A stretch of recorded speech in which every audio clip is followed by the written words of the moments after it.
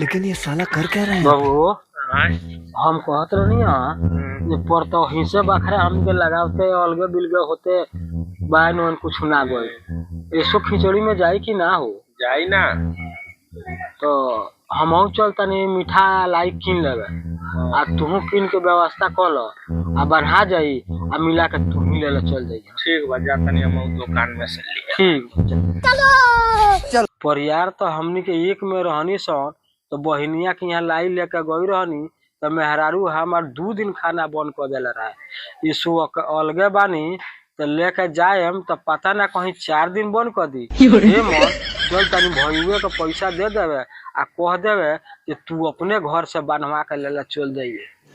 रुको जरा सबर करो, बोला धक्का बुक्की नहीं करने का, आराम से लेने का। हाँ अगर लाई बा हम बस ले जाए एक बार दीदी के घर है। बबुओ हमार तो फुटले तोरा तो पेनिए नहीं खे।